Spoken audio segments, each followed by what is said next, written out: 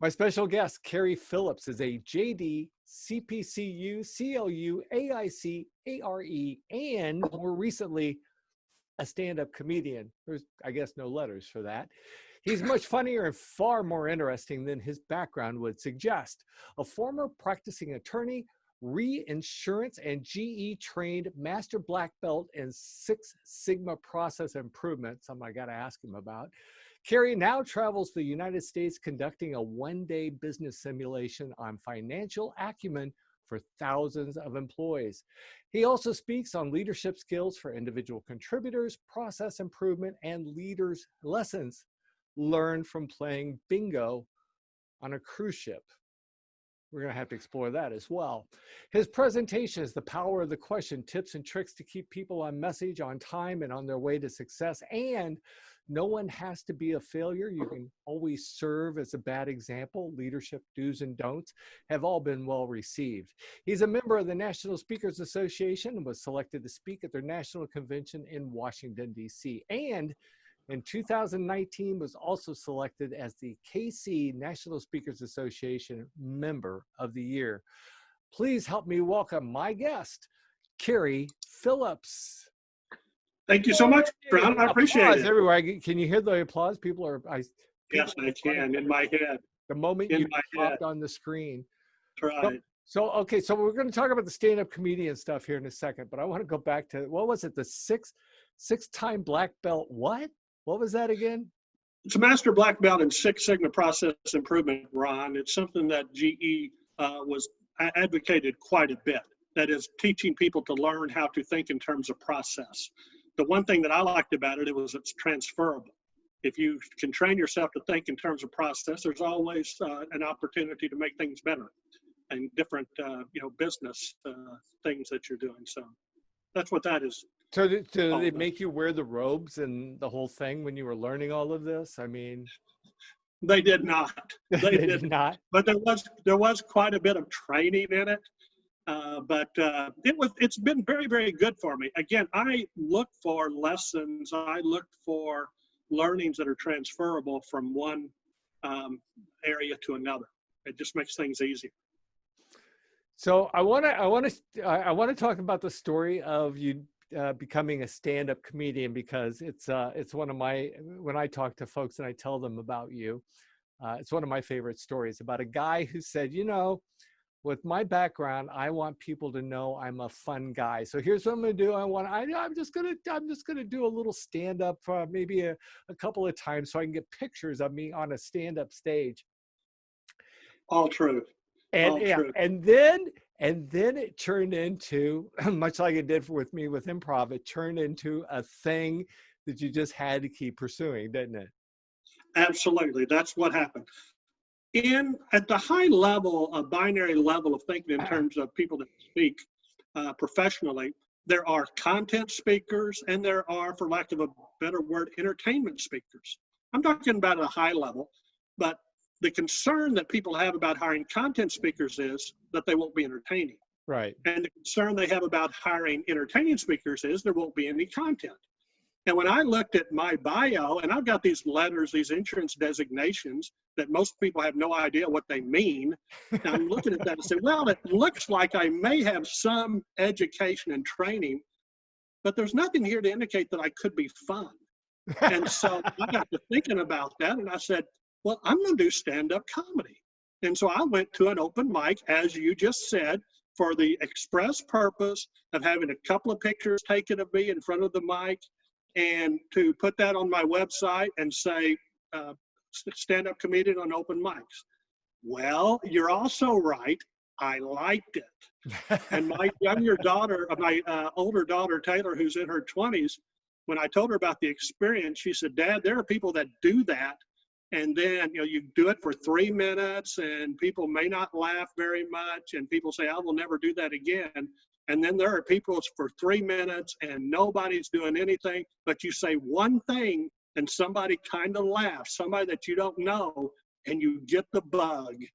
And I got the bug. And so I went in and started doing it again. Can I make these people I do not know laugh? And I found out that I enjoyed it, and I learned so much. Oh my goodness. I find it very hard. but I like to think I'm getting better at it. Well, I've seen you, and That's I've right. seen you perform, and yes, you are getting better at it. And actually, I thought you were funny. I think when I saw you, you'd only been on stage 2 or 3 times, and you were funny then. From the standpoint, it's funny because what you're doing takes courage. I mean, it's stepping outside of your comfort zone. It's doing something. You're taking a risk. It's like improv. You're kind of throwing yourself out there, and there's not going to be a net to catch you. But live or die. I mean, you're right. It's an experience that you just can't. After a while, it just becomes an experience you can't live without. You're absolutely right. The other thing too, keep in mind that I am 30 to 40 years older than every other comedian that goes up there that night. So a lot of times the people may or may not be in my demographic, if you will. The other thing is you speak for a living, big groups, etc., but you can see everybody. Right. When you do stand up, you go up there and there's this big light in your face, and I couldn't see anybody. I told somebody afterwards it was like doing a presentation or doing stand-up in a closet because it was just all dark. I couldn't see. And so the only thing you might be able to do is hear if somebody laughs at something that you said. So it was a completely different experience for me. And I had to adjust to it. I really did. Well, I know we're not talking about it today, but just as a teaser, I know you're working on a presentation that has to do with stand-up, lessons you've learned from stand-up. And help me out here, Cary. What's the name of it, or what's the working title of it? Working title right now is Get to It, a stand-up comedian's approach to business. And the idea in stand-up comedian, especially if you're doing an open mic, that is, you're not a professional comedian, they tell you got 3 minutes. And so one of the biggest things is they say, cut the backstory, get to your point. That is, do the setup, do the joke. And if you have a tag, then do the tag on it. But that is a good lesson for business. The idea of just get to it.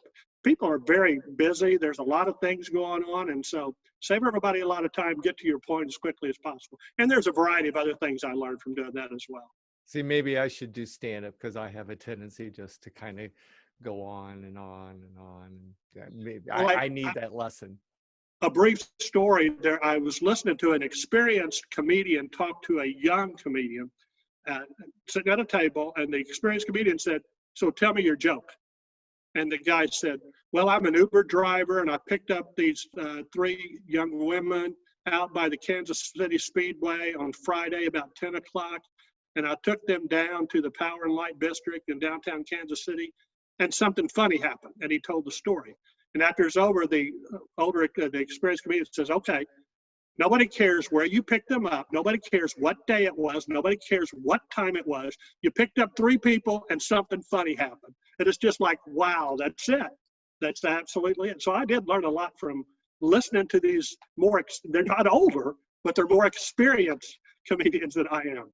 Yeah, it takes some work. I in my previous life in the wedding industry, I used to write love stories, and I had to remind myself, these are the things people don't care about. As I'm writing it, I'd go back and edit. Nobody cares about this. This is the point, not this. So, I don't know if I ever told you I was doing a presentation in my previous life as an attorney on a particular subject, a legal subject, and magazine asked me to do an article on it. And so I wrote an article on my presentation. And when I did that, I was very proud of it. I just couldn't believe what a naturally gifted writer I was. And then I showed it to my wife, who is a journalism major from Mizzou and owned a public relations company. Ron, she read the first paragraph and said, "Wow, there's a good idea in there somewhere."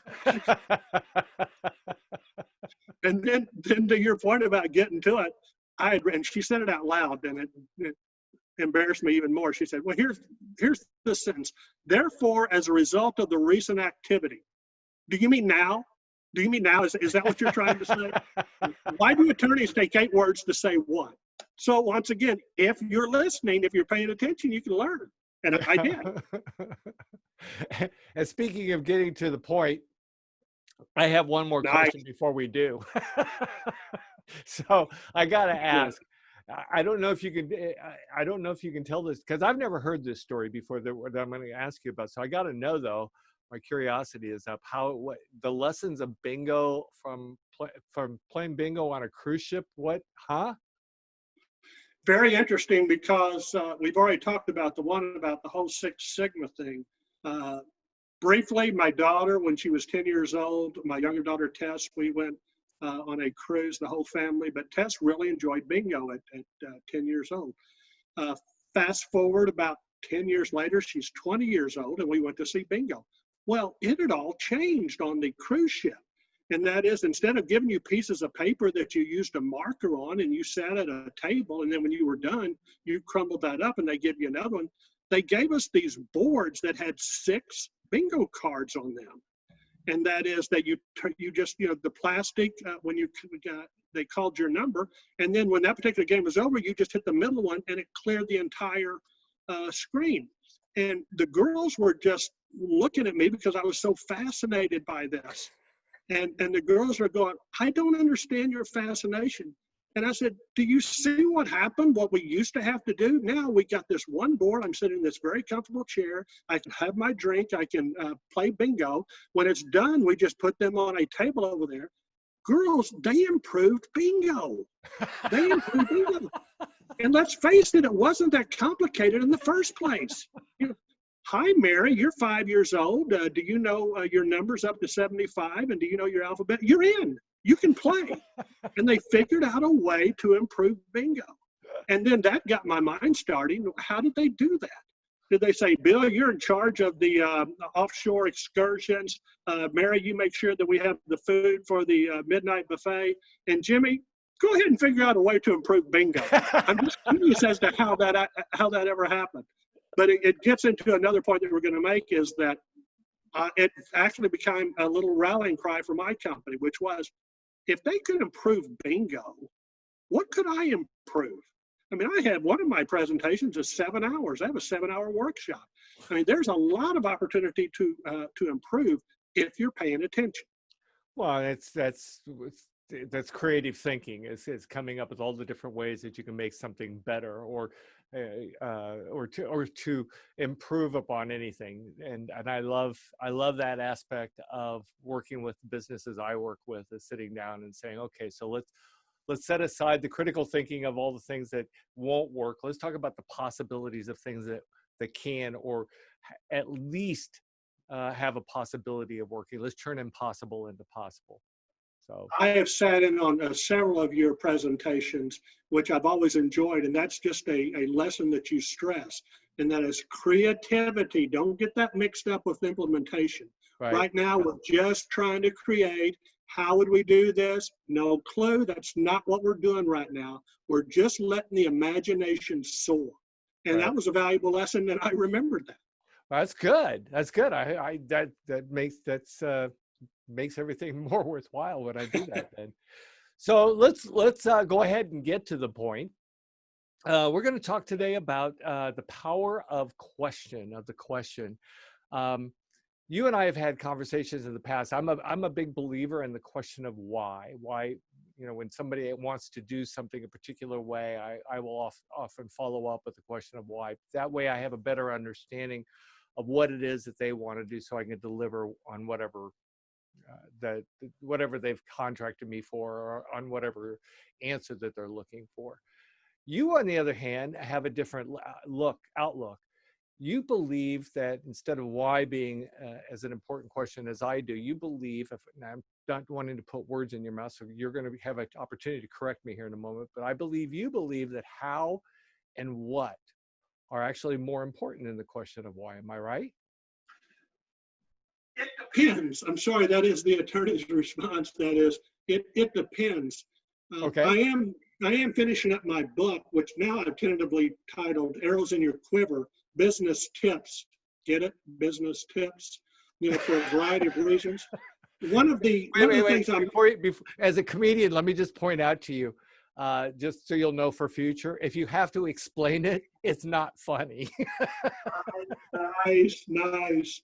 But the idea in the book that I'm talking about, especially if you're interacting with someone you may not know, you Right. do a perimeter review. And that is, you're talking to them and you're getting some idea of how open they are going to be. If I knew somebody, for example, you, and you were talking about something, I would ask you the question why, because you would answer the question why. With some people that I may not know, they don't know me, too often the question why will provoke defensiveness instead of thought. Right. If I were to say, why do you want to do that? Then there is almost an immediate need to defend that decision when I don't care. I'm just trying to get some background on it. So if I do not know the person, if it's a group of people, I'm trying to just get a sense of what's going on here, I might ask the question, how? That is also why. A lot of times it can be a little bit backward. Why did this happen? How is actionable? It's forward thinking. And so it does depend on the group, but I'm a big fan of how, because it gets people thinking and it's actionable. So, well, let's work our way through it. You have a list of the 10, what you call the 10 questions. And the first category of those questions are general questions, which should be asked over and over again. As an example, the first question, there are 2 questions in that category. The first one is, what does this mean? And the second is, how can I use it? Can you expound on those, and what the importance of those questions are? Absolutely. I'm going to back up just 1 minute, just for perspective. That's fine. That is the idea that in America, in our legal system, when people have a disagreement, somebody will file a lawsuit. And what happens then? Well, they go in front of a judge or a jury. They put people on the witness stand, and in order to determine what the truth is and arrive at a decision, they ask them questions. And that's how it's entirely set up: questions and answers.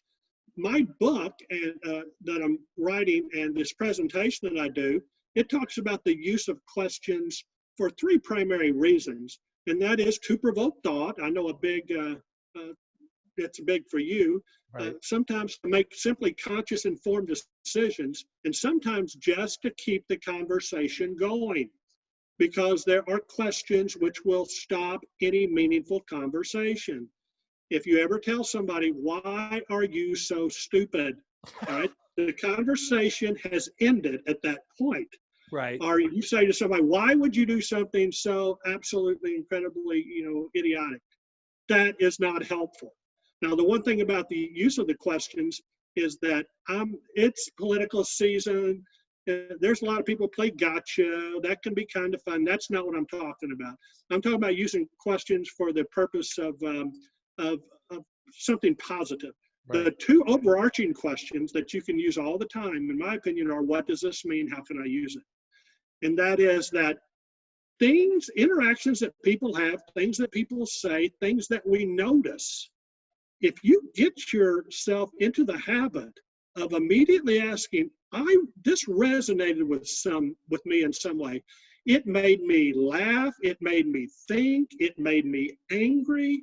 It made me a variety of things. You had some type of visceral response to it. Instead of just going, and moving on, what did that mean? Why did I act that way?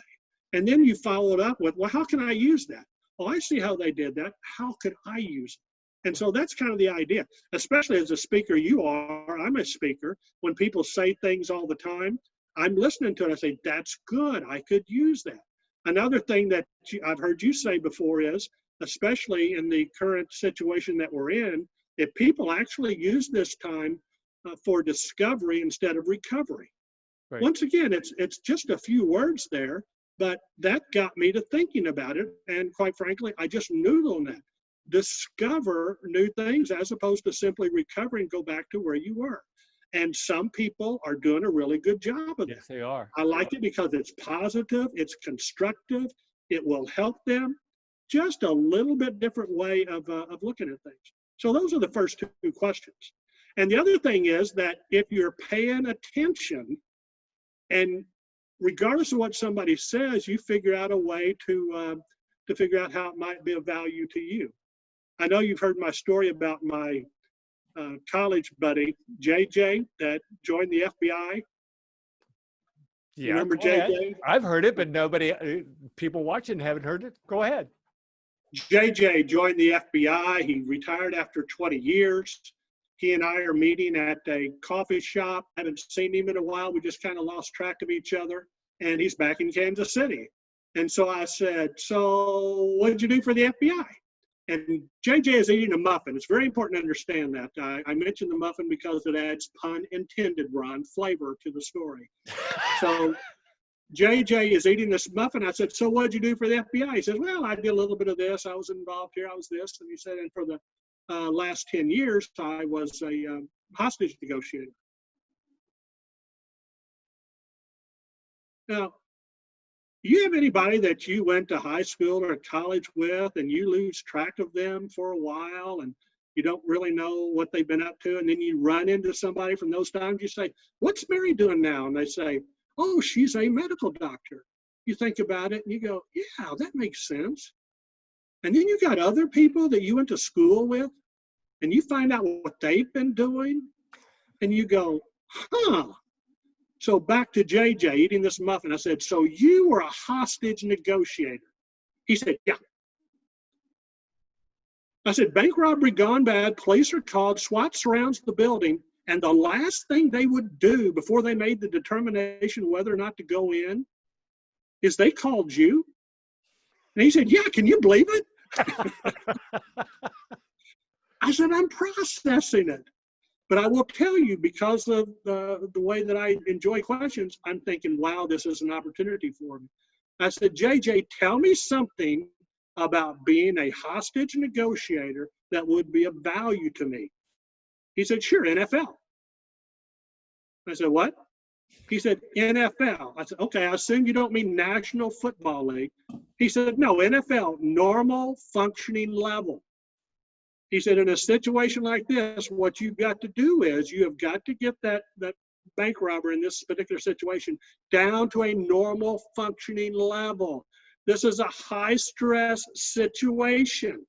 You've got to bring them down. Do not join them. When they say, hey, if you try to come in, I'm going to start shooting. Say, yeah, well, we'll shoot you. That does not help. You bring them down to a normal functioning level. And I got to thinking about that. And I said, yeah, that makes a lot of sense. And I said, anything else? He said, listen. I said, oh, sure, listening's always important. He said, no, listen. I said, absolutely, I agree with you. He goes, Cary, listen. Listen as if somebody's life might depend on it. And I'm going, wow, okay. But those two things, when I put that into my questions, what does this mean? In business, you see somebody walk into your office, you can see the look on their face. They are stressed, they are angry, something's going on. The first thing that goes in my mind now is NFL, normal functioning level. So we can bring down the heat, the temperature, if you will. And then the second from him is listen. Listen very carefully to what was said. So that's just a brief example of what I learned from those questions. But as a comedian, people say things, and then I use those and try to figure out how they might be funny. Well, you're talking about NFL as an internal thing. As you're telling the story, and I've heard, it's been a while since I've heard the story, but as I'm hearing the story again, I'm thinking of, you know, when you got an angry customer that comes to the door, right. I mean, are you going to, actually, this happened to me Saturday. I was not happy with the retail store I was at. And rather than approaching it as such, they actually escalated it by yelling at me. So, yeah. And my favorite is when people put their finger in your face to try to make it right like that. But my point is that if when you have an angry customer is to bring it down, you know, and if you listen and if you're empathetic to whatever it is that the situation may be, it'll be much easier to communicate and solve that problem rather quickly rather than letting it just fester and fester. And actually, as it probably will be after my thing on Saturday is that I'll probably never do business with that business again. So, yeah. It doesn't sound like they handle it well. I will tell you that, of course, I look for opportunities, talking to flight attendants. The idea when they get the unruly customer that may have had a drink or two, that I've had several that tell me what they don't want is for another passenger to help them. Right. And that is, they do not like the way the passenger is speaking to the attendant, and they want to jump in. But what they don't realize is they are escalating the situation. Right. And the flight attendant is trying to bring it down, and that's why they're maintaining that calm level of voice. And so I said that makes sense. Yeah, don't be the hero yet. Right. Physical confrontation, yeah, you got to rethink that. But if there's just words going back and forth, don't escalate. And I should point out, I mean, I didn't yell at anybody. That wasn't I was unhappy. But when you're unhappy, doesn't mean that you have to yell. But when somebody responds more angrily than I was, if angrily is indeed a word, but we'll move on. So the second category of the 10 questions to ask, the next three, so this be three, are where are we? Where do we want to go? And how do we get there? Correct. Those are, if you will, you could be some goal setting, project management. It could be almost anything. My daughters, after they left high school, but I actually, when I normally talk with somebody about that, my question is, where do you want to go? Another way is, what exactly are you trying to do here? This is the very, very important point, Ron, when I have these conversations with people, and that is that I don't really have any particular interest in what you're trying to do. I'm simply trying to help you. I don't care where you're trying to go. In the professional speaking business, I've met with some young speakers and they're saying, well, I've got a full-time job, but I'm trying to earn an additional $5,000 a year. And say, okay, so where you want to go is to increase your revenue 5,000. I got other people say, I'm trying to start a $500,000 a year business. Okay, that's right. You want to go someplace differently. It doesn't matter to me, but I need some idea of where you want to go. And normally it's that simple. What exactly do you want to do here? Right. Where do you want to go? And then when I do that in a situation this, okay, great. I've got an idea of where you want to go. And also keep in mind at this time, sometimes it's not really a destination, it's an area. And that is that I want to go into the area of public speaking. Sure. Okay, you got an idea, stand up in front of people and talk. What's the destination? That is, what are you going to speak on? They haven't decided that. So you get an idea where they want to go. So where are you right now? And that's very, very important. And it doesn't matter where you are to get to where you want to go, other than how that happens can change. How do we get there? My buddy Cam Awesome, I love to talk about him. He's the ex-Olympic boxer, 4-time Golden Gloves. He's doing presentations, but Cam's 29 years old. He's not married. And he lives in his van half the time, traveling around, giving these great presentations at high schools and colleges. And he also does stand up. We call his it his mansion. And so that's what he does. I was talking to somebody when they wanted to be a speaker. I says, well, where are you right now? And they says, well, I'm in my early 30s. I'm married and I've got 3 kids. You know, the oldest is 7. Right. And so I'm thinking about just chucking everything and becoming a speaker. And I'm gonna go, okay, time out. Sure, you can do that, but your path's a little bit different. You've got responsibilities, you've got obligations. You can most certainly do it. Well, just to give some little thought about how we get you there. Right. So that's kind of the idea, and you can use this anytime. Where are we trying to go? Where are we? How do we get you there? So you said something that's pretty interesting, is that when you're making a decision of where you want to go, it's not really important to actually know right away how you're going to get there. Did I hear that right?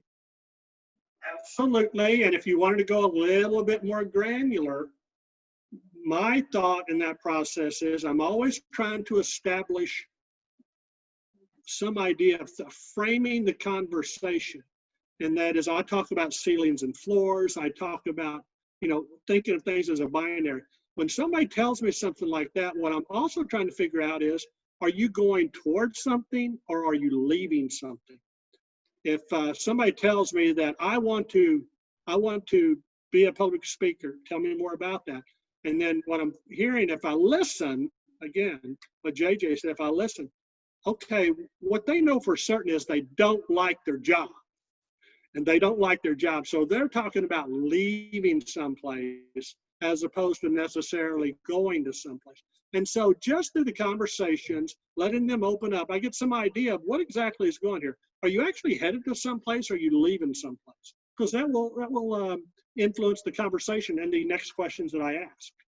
I see that's so important, especially in the wedding industry with people that work with brides and grooms, is being able to really understand what it is that they're looking for, what they're afraid of, what are their expectations and what are their fears, so that you can address both. Are they running towards something that they've already kind of figured out this is exactly what I want, or are they running away from something of I don't want it to be cheesy, I don't want it to be this, I don't want it to be that. They'll really only have an idea of what they don't want as opposed to what they do want. And if they only have an idea of what they don't want, that gives the wedding professional or the person across from them an opportunity to be able to lay out some options that are going to make them happy and take them away from those fears. Absolutely. And my way of thinking that's the floor. And sometimes, the Hippocratic Oath, first do no harm. And you're talking to somebody and say, they teach this. And both my daughters took the SATs. They teach in America. They don't teach us all over the United States. They teach the concept of POE, process of elimination. Oh, okay. And that is, and you're taking a test. You may not know what the answer is. You know what the answer isn't. And so an example that I'm making this up, my daughter Tess knows I use this, but let's say when she graduated from college, I said, so Tess, what do you want to do next? And she says, I don't know. Okay, what don't you want to do next? And she says, I'll tell you what I don't want to do next. I don't want to dig ditches. I said, great. Okay, we've eliminated every job that involves working outside. Tell me a little bit more why you don't want to dig ditches. And she says, I don't want to be exposed to the elements. Great, we've eliminated every job that involves, doing anything of that nature and the manual labor part of it. We don't know what she wants to do yet, but we're learning what she doesn't want to do. And a lot of times, I would imagine in yours, I'm just guessing, that everybody that gets married has been to a wedding. And if you're trying to figure out exactly what they want, you say, you've been to some weddings. What don't you want to happen? Right. Well, I was at this wedding, and then you're establishing a floor. Okay, this cannot happen. Whatever that takes, but you've established the floor. And some other people. Go ahead. I hear so many wedding professionals that hear here's what I don't want, but they want to argue about it. But if we do this, no, you weren't listening. Right. Oh yeah. I told you this is not what you're not going to. Don't try to convince them at this point. I mean that's if somehow you can paint a picture where there's a positive without it becoming argumentative, then by all means do that. But that's for later conversations after you develop the trust in the relationship that you have with the couple, listening to what it is that what they want or what they don't want, and building on either one of those two things. Somebody once said, great ideas won't interrupt a meeting.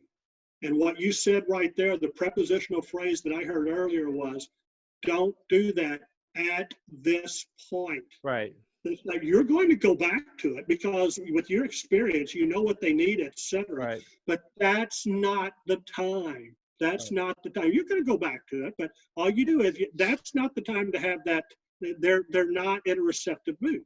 Yeah. And so and at this point, no, you're going to come back to it. Right. If you become argumentative, they're just going to move on. They're going to find somebody else. So either that or you're not going to have a relationship with them that ever amounts to anything. And there will be problems at the end of the relationship rather than whatever that relationship looked like. There will be problems at the end rather than happy endings at the end. Absolutely. And it's not original with me, but what do people, especially in any type of initial conversation about possibly doing business or even wanting to spend time with you, is the first thing they're looking for is credibility. Are you credible? And that is that when they told you what you didn't want, and you, for the seventh time, told them why they wanted it, at that, now that's And not it's going to not, work. yeah, and it's not just in the wedding industry. I mean, Sure. same thing happens at car dealerships sometimes. I mean, I don't want to give counts on car dealers, but I just had HVAC people out here that, are trying to tell me stuff that I don't want, but they are insisting I want, and eventually it just didn't work out well. All right, so let's move on to the next category: status update, milestone report questions. So we've answered 5. Here are 4. 1, 2, 3. There are 4 more. Here we go. What did we think would happen? I love that question. What actually happened? Another great question. And why the difference? And what are we going to do about it? So I'm going to repeat this one more time, Cary, just for Sure. everyone listening at home. What did we think would happen? What actually happened? And why the difference? And what are we doing about it? Go. Correct. And I refer to those as the 4 W's. If of the things that I'm talking about, especially today, something that people could use on a regular basis, it would be the 4 W's. This kind of got its start when I worked for this reinsurance company. I was involved in this global project. There were parts of it I had no idea what anybody was talking about. We had 30 or 40 people in the rooms. These meetings went on endlessly. And you've got your macro people talking at a high level. You got your micro people. And I'm trying to figure out a way to make this conversation constructive. Right. And so finally it was when it's your turn to present, I want to know 4 things from the last time we met until now. I want to know, what did you think would happen? What actually happened? Why the difference? And what are you doing about it? That's what I want to know. And the idea, and the meetings went so much more quickly. That is, we thought we would be this far along. We were only this far along. The difference was because of this, and this is how we're going to handle it. What did you think would happen? Did you have a plan? What actually happened? How did you do according to plan? Why the difference? And this is important, Ron. Sometimes what we thought would happen is that in this quarter, we would have a return on equity of 12%, let's say something like that. And we had a return on equity of 10%. So right. Why the difference? And people will look at that. However, sometimes we thought we would have a return on equity of 12%. And hey, we had return on equity of 12%. And everybody went, yay. But same question, why? You established a goal of 12%. All goals are based upon underlying assumptions. Did you meet your goal based upon the underlying assumptions, or was there something else? And inevitably somebody said, we met our goal, but not for the reason we thought. This sold better or something happened. And you want to know why these things happen, or what are you doing about it? Because usually there's one of 2 things, and what are you doing about it? You're going to replicate.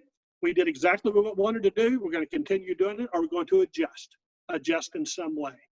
And you think about this in terms of business, but this can be for anything. If you're going to a party, if you're going to meet with somebody, that is, I'm going to do this. As you can imagine, I did this before you and I spoke today. What do I think is going to happen? What actually happened? Etc. I serve on the board of a trust company. And when the analysts come over to talk about things, and we finally had it written into the board meeting minutes, when the analysts come over, I want to know 4 things. What did you think was going to happen in the market? What actually happened? Why the difference? And the big question is, what are you doing about it? Because as we all know, especially the older we get, I've got the gray hair, life gets in the way. And the idea when somebody says, yeah, we didn't meet our 3rd quarter goal, okay, why was that? Well, we lost 2 of our best clients. Our inventory didn't come in. Oh, that's terrible. What are you doing about it?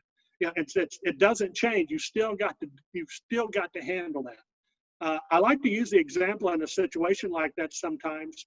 That relief pitcher in a baseball game. Bases are loaded. Nobody's out. Winning runs on 3rd base. The manager calls out to the bullpen, has the relief pitcher come in, hands him the ball, and walks off. That relief pitcher, that situation the relief pitcher finds himself in, he didn't create that situation. He wasn't even in the game. You know, he's not responsible for the error. He's not responsible for the other hits that people got on. The situation that relief pitcher finds himself in, that is not his fault. It is his problem, and he is charged with the solution. Emergency room doctors, those double doors burst open with somebody on that gurney at 2 o'clock in the morning. Person's been injured in an automobile accident. That emergency room physician, that's not his fault. It is his problem. And if you get people thinking like that, that is regardless of what happens, the economy, interest rates, etc., absolutely tough situation. What are you doing about it? And then people get into resolution mode. And I think that's very valuable. No, I think I really like that. I love it's not your fault, but it is your problem, because I believe, you know, too many businesses want to make excuses. I tell the story of my son ordering a bunch of merchandise from Zappos, and how it did not arrive as scheduled. And when he contacted Zappos, they actually couldn't find his order. But what they did, what the customer service rep did, was she promised an overnight delivery for like 9 o'clock, pardon me, 9 o'clock the next morning. And in the process of doing that, she said, and for your inconvenience, we're just going to go ahead and credit your entire order, meaning whatever money was spent had been put back on his credit card again.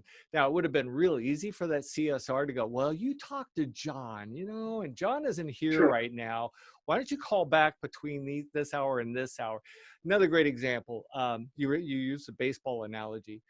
Kansas City Royals last year, when we could still play baseball, last year on opening day last year, the Royals, it just seems like every opening day the Royals ever play on, it rains. And last year was no exception to the rule. It rained. I mean, it was dark. It was just ugly.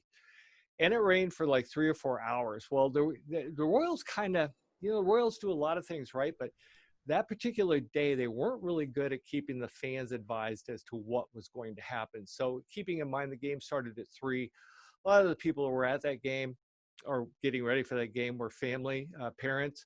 So they bailed after 2 or 3 hours. They just like, I don't know what's going to happen. I've got to get home to my family, my kids, whatever. Or maybe they just thought there's no way they're going to get this game in.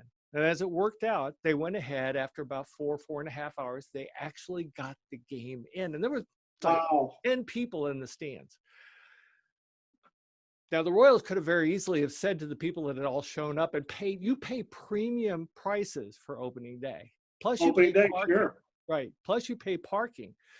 Now, it would have been real easy for the Royals to say, hey, we got the game in. You know, that's on you if you left. But instead, what they did was they went ahead and they gave every person who had a ticket that day a comp ticket to come back for another game. Because even though Mother Nature wasn't their fault, they took responsibility. That's right. And that's right. Absolutely. And if you want to take that analogy a step further, it's not just a matter of, even though it's not your responsibility or your problem, you make it your, how did it go again? Now I'm confused. Even though it's not your fault, you make it your responsibility. That's right. A lot of times that boils down to what is in the best interest of the people you serve, your customer. Right. What is going to be in their best, if it's not going to break you, if it's not going to change the dynamics of your business, then by all means, do what is in the best interest of the customer, because that's how you earn loyalty and trust. And that's how you keep those customers not only coming back for more, but telling other people about it. Just like I'm telling you the story now about the Royals, those are stories that get repeated over and over and over again. And the story about Zappos, that's a story I've told, I don't know how many audiences. It's a story that gets told over and over again. And that's to the benefit of those businesses. So, yes. I agree. And the idea too that, you know, I tell people, especially younger people, sometimes that I mentor or talk with, is that if you want to, if you can do one of two things at the same time, is even better. You'll have a job for life if you can sell and solve problems. Because if you can sell and solve problems, and sure, a lot of people think in terms of solving problems within their particular area, but you work for a company, you work for a business, if you can solve the problems of the business, you become valuable. You're taking something off of somebody else's plate because you are going to solve that problem. I'm sorry, you're going to get that problem solved. You may not do it. You may have somebody else do it, but you're going to get that problem solved. People that can sell and people that can solve problems, they will have jobs forever. Well, and I think what happens in business a lot of times is people get through the first three questions. What did we think would happen? What actually happened? Why the difference? And then that fourth question of what are we going to do about it gets overlooked because you get so busy and caught up in what it is that you're doing. You don't take the time to figure out what it is you're going to do about it. I'm going to share one more story before we move to the 10th question. So this is kind of a personal story, and I tried to be short here, but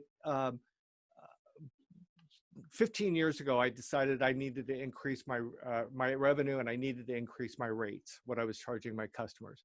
And I just went through the motions of saying I'm gonna go to this amount of money, the random number, $1,200.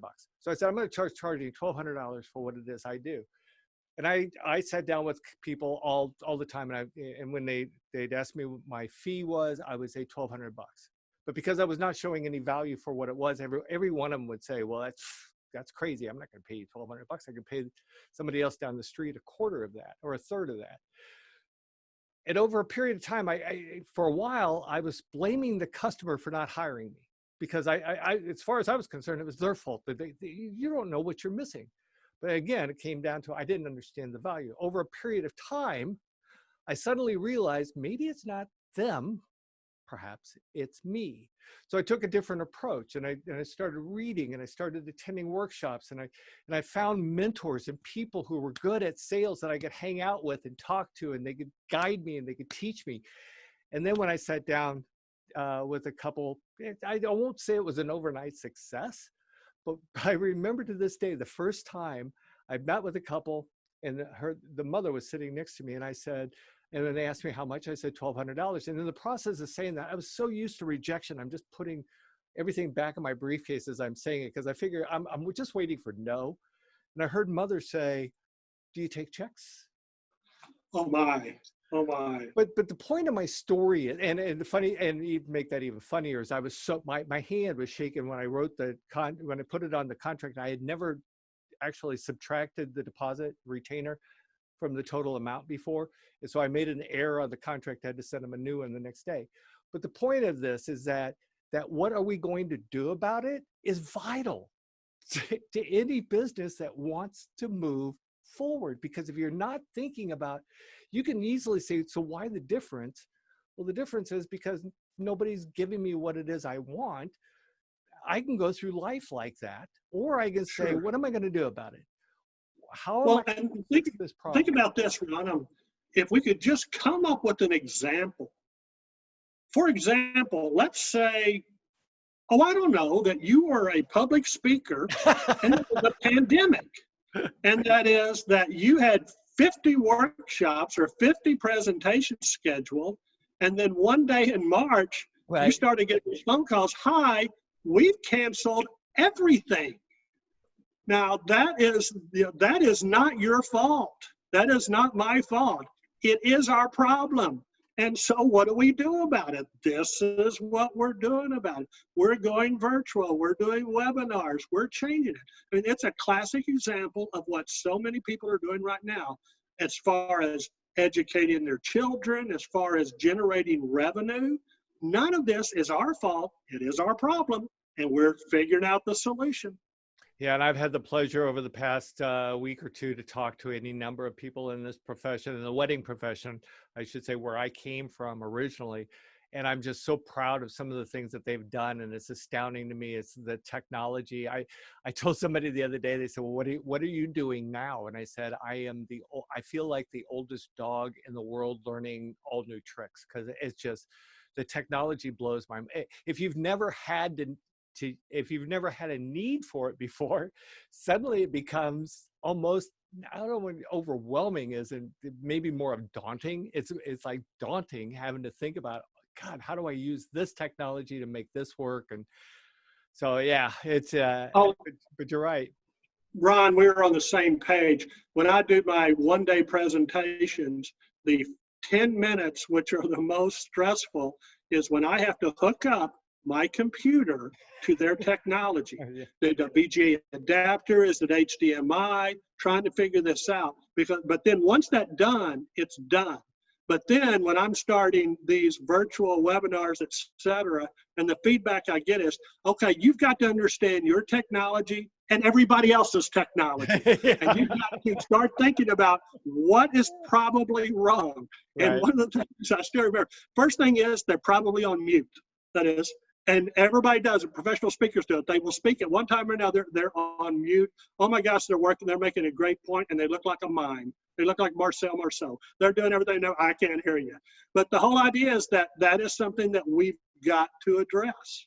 Yeah, and you know, I posted something the other day about my greatest fear is not being able to engage with people through this medium. Yeah. I mean, that's and so because of that, you just work harder at it. I mean, I can fear it, or I can continue. I can play with new ideas, and that's why technology to me is so important now, because there's some really great tech out there that makes it easier for you to engage rather than more in depth. This is kind of like the basics, what we're doing right now. There's some technology out there that takes us to a whole new level. All right, so let's move on. Pardon me? Lastly, it increases the scope. If people start looking, you know, for the discovery, that is, we've done some workshops, this one-day workshop that I've done, that I do, there we had people from Brazil, Switzerland, China, India. We could never have done that. No. That is, but in a virtual setting, that is, they did not have enough people to generate flying us over to one of those countries, but 2 or 3 people could take it. And so it's just looking at it a little bit differently. Right. All right, let's move on to the final question. How? And you have in parentheses next to that, you say active moves the issue's resolution forward, and then followed by possibly not.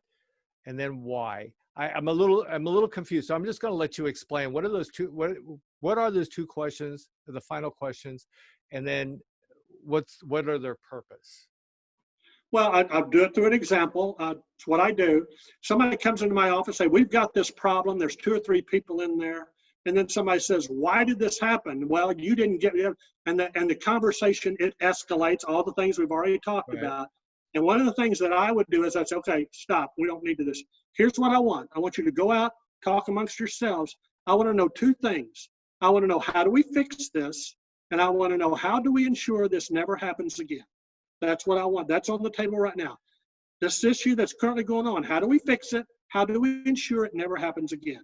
And so they get out, they come back, and then they start telling me, so what's going on? They said, well, here's how we're going to fix it. We're going to do this. And how are we going to ensure it never happens again? They tell me this. And here's the trick, Ron. When they tell me how they're going to ensure it doesn't happen again, if I'm listening like JJ told me to, when they tell me that, they will be telling me why it happened. If I'm listening, when they tell me how they're going to ensure it doesn't happen again, good point. Yeah. They'll be telling me why it happened. And what we've done is I got the information I needed, minus the drama, minus the finger pointing, you know, minus the blame game. And in business, there's going to be problems. That's why you hire people. You get people that can solve those problems and move on. And so that's why a lot of times I prefer the 2, again, from a black belt Six Sigma process standpoint, the idea is not just solve problems, but make sure they don't happen again. And so that became another mantra. Stuff comes up. And then there's always 2. How do we fix this? How do we ensure it doesn't happen again? Because if you're fixing the same problems over and over again, you're not paying attention. You know, this has happened before. You're not paying attention. So putting that with my analogy of raising rates, the how for me would have been, how did this happen? Well, it happened because I didn't do the homework I needed to do in order to be able to learn how to convey my value in a proper way. And which also explains the why, because I didn't do my homework to learn how to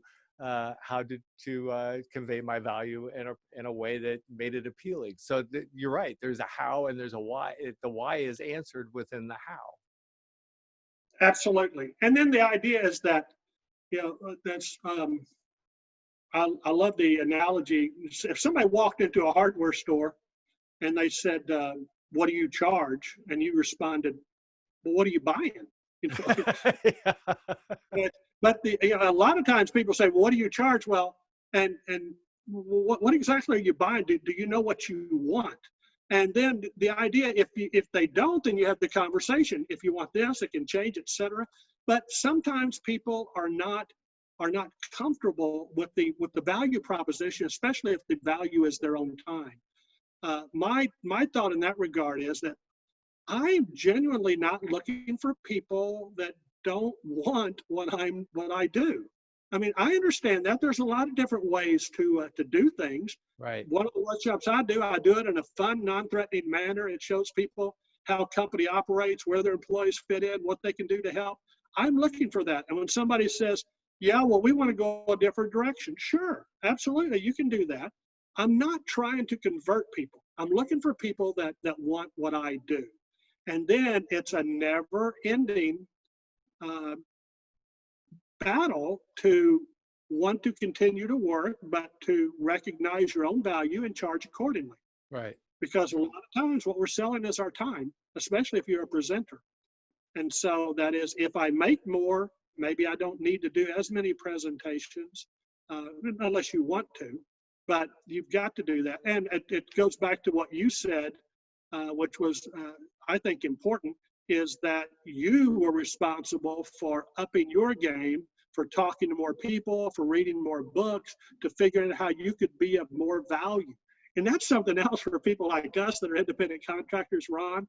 With the right people, if I've established a relationship with some companies, I said, you know, one of the advantages to hiring me is you can fire me.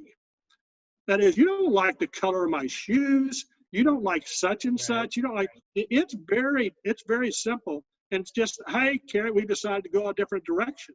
But you've got a lot of flexibility with regard to me. Sometimes, you know, with longer term employees, it's not quite as easy. Right. And you want to do the right thing by them, but there is a cost to it.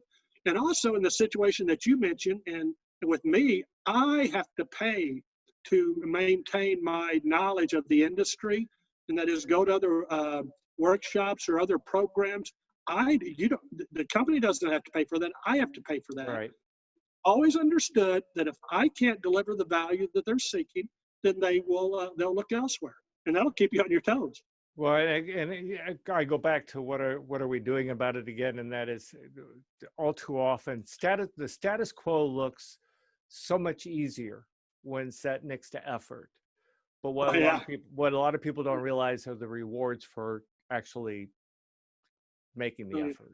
You know, it's not original with me, but when I've seen the saying, if you don't like change, you're really going to hate irrelevance.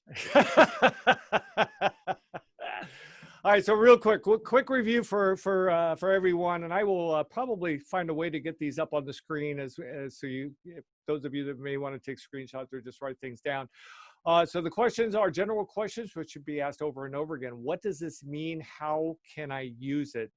Doesn't hurt if you're watching somebody else doing whatever it is that they're doing. If you can learn something from it, you can find a way to make it work to your benefit, then by all means. You do that consciously. That's intent. You're looking for opportunities to do that. It's not just happenstance. Absolutely. Okay, so it is intent. Where are we? Where do we want to go? And how do we get there? These are goal-setting project management questions. Where are we? Where do we want to go? And how do we get there? And then status update, milestones, report questions. These are my favorites. What did we think would happen? What actually happened? Why the difference? And what are we going to do about it? And Cary, you call these the 4 W's, right? The 4 W's, right. Okay, those are easy to memorize. And then the final questions is how. That moves the how are you going to make this better? If I got that right. And by asking that question, you're going to learn the why of why it happened in the first place without actually having to place any. Yeah, because if you ask the question of why, then people make it sound like you're blaming them for what happened rather than actually trying to explore. Let's find out how we're going to make it better. The why may expose itself, doesn't mean you have to pursue it, but at least you understand what the why was in that regard. Right, and that's also another conversation you can have offline. Right. I mean, as a manager, as a leader, you've got to address issues, but you don't have to address somebody down at that particular time. Okay. And again, one of the Ron, I've never talked with you, I didn't learn something. And the idea that you said with regard to an issue that you have, people indicate they don't want this, that's not a conversation to have at this time. Right. That is very, very important. We're going to have that conversation one-on-one, because my job also, if you're a leader, is to elevate, but not here, not now. Right. Absolutely.